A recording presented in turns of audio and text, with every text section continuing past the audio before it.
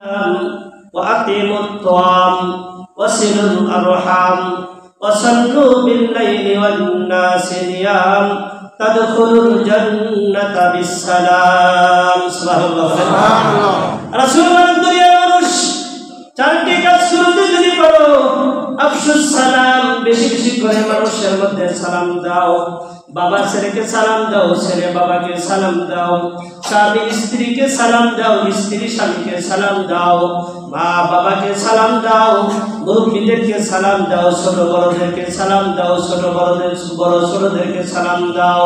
এক নাম্বার আমল সালাম দাও এখন তো সালাম শুধু হুজুরদের জন্য ফরজ হয়ে গেছে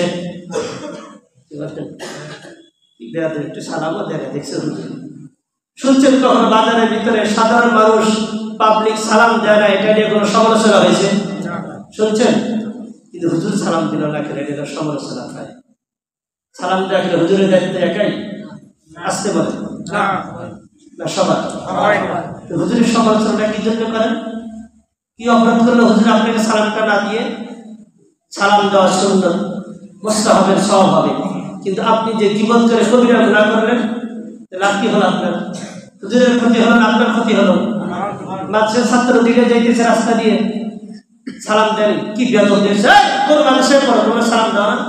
স্কুল ভার্সিটির ছাত্র হাজার হাজার ছাত্র ছাত্রী যায় কোনোদিন সালাম দেয় না এরা কোনোদিন তাদের বদনাম করলো না এই মাদ্রাসার ছোট ছোট দুইটা ছাত্র সালাম দিল না কেন ওনার শরীরে অ্যালার্জি উঠে গেছে কষ্ট পাইতেছেন না কি বলেন ঠিক না কেন এত চুলবিওয়ালা দাড়িওয়ালা দেখলে এত শরীর চুলকায় কেন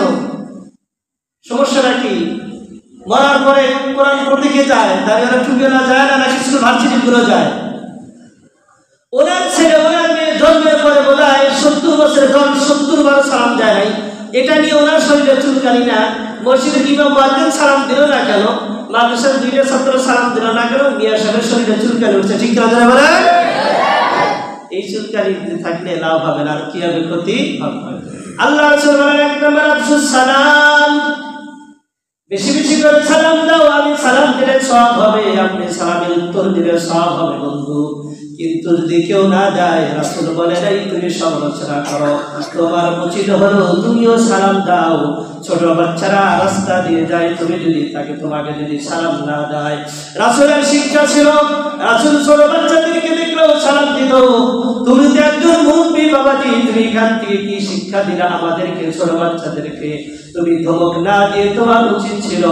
বাচ্চাটাকে সালাম দাও পরবর্তীতে সে শিক্ষা গ্রহণ করে তোমাকে সালাম দেয় ঠিক কি না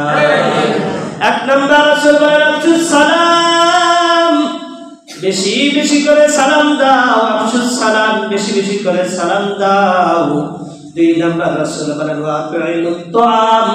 মানুষকে বেশি বেশি করে খানা খাওয়াও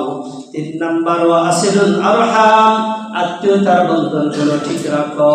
নাম্বার 4 ওয়াসাল্লু বিল্লাইলি ওয়ান নাস নিয়াম 4 নাম্বার হলো মানুষ যখন রাত্রি বেলা ঘুমিয়ে যায় ওই সময় তাহাজ্জুদের নামাজে দাঁড়িয়ে যাও তাদখুলুল জান্নাতা বিসালাম রাসূল বলেন নিরাপদে জান্নাতে পৌঁছে যাবে কয়টি এগুলো খালি হুজুরদের জন্য মাদ্রাসার ছাত্রদের জন্য কি বলেন তাই না সালাম দিব ইনশাআল্লাহ সালাম দিব আমার আলোচ্য বিষয় ছিল খানা খাওয়ানো উতবা ইবনে আবি মুঈত মনে আছে সবাইকে দাওয়াত করছে আল্লাহ রাসূলকে দাওয়াত করছে আল্লাহ রাসূল দাওয়াত খেতে গেছেন কাফেরদের দাওয়াত কে কবুল করেছেন আল্লাহ রাসূল কবুল করেছেন কে কি বুঝলেন তাহলে দাওয়াত দিলে দাওয়াত কবুল করা দাওয়াত দিলে দাওয়াত কি করা কবুল করা এখন তো যদি কেউ যদি গেছে কোনো হুজুর কোনো খারাপ মানুষের বাড়িতে দেখছে হুজুর সুদ করে বাড়িতে দাওয়াত খায় ঘুষ করে বাড়িতে দাওয়াত খায় আসেন এরকম হুজুরি খারাপ লোকটার সাথে চলে গেল আচ্ছা আপনাদের কাছে প্রশ্ন আল্লাহ তাআলা রাব্বুল আলামিন অসংখ্য অগণিত নবী রাসূল দুনিয়ায় পাঠাইছেন এগুলোকে রাসূল ভালো মানুষের নিকট পাঠাইছেন না খারাপ মানুষের নিকটে পাঠাইছেন খারাপ মানুষের নিকট যারা বলেন খারাপ মানুষের নিকট রাসূলদেরকে পাঠাইলেন খারাপ মানুষদের নিকট খারাপগুলোকে ভালো করার জন্য আর কোন হুজুর যদি একটা খারাপ মানুষের সাথে দাঁড়ায় সুদ খায় ঘুষ খায় এমন নেতা যে সুদ খায় ঘুষ খায় নামাজ কালাম পড়ে না তার কাছে যদি দাঁড়ায় তার সাথে দুইটা কথা কয় হুজুরে কাঁদতেছে আল্লাহ খুঁজে মানে তার সাথে কথা বলতেছে আরে যাবো কোন দিকে কি বাস্তব বলছি না বাস্তব বলতেছি বলেন বাস্তব না বাস্তব এরকম করি না রাসূল তার দাওয়াতকে গ্রহণ করেন। রাসূল তার বাড়িতে গেলেন, যাওয়ার পরে খানা রেডি, সবাই খানার মধ্যে বসে পড়ছে। বিভিন্ন গোত্রের নামি দামি মানুষগুলো পর্যন্ত খানার মধ্যে বসে পড়েছে, খানা রেডি, খানা খাবে।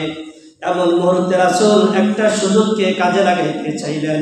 আল্লাহ রাসূল বলেন, উকবা ইবনে আবি মুঈত, শোনো, আমি তোমার দাওয়াতকে কবুল করব, আমি তোমার দাওয়াত খাবো। একটা শর্ত হলো, তুমি যদি কালেমা পড়ে মুসলমান হয়ে যাও। এটা রাসূলের শিক্ষা। আমরা হুজুর কোন বাড়িতে যদি দাওয়াত খেতে যাই, যাওয়ার পরে জিজ্ঞাসা করি, ভাই আজকে ফজরের নামাজ পড়েছেন নাকি? বলে না, নামাজ না পড়লে কিন্তু আর দাওয়াত খেতে আনবো না। ওই রাসূলের শিক্ষা থেকে আমরা শিক্ষা করে বিভিন্ন বাড়ির দাওয়াতকে গ্রহণ করে তার বাড়িতে যাই এবং তাকে বিভিন্ন প্রকার কথাবার্তা বলে খারাপ মানুষটাকে ভালো বানানোর চেষ্টা করি। তারপরেও সমাজের মধ্যে কিছু মানুষ আছে যাদের চোখের কাটা হয়ে থাকে, ওলামা কেরাম ঠিক কিনা জোরে বলে। আল্লাহ রাসূলের অনেক মানুষ মক্কার মধ্যে থেকে দাওয়াত করেছেন।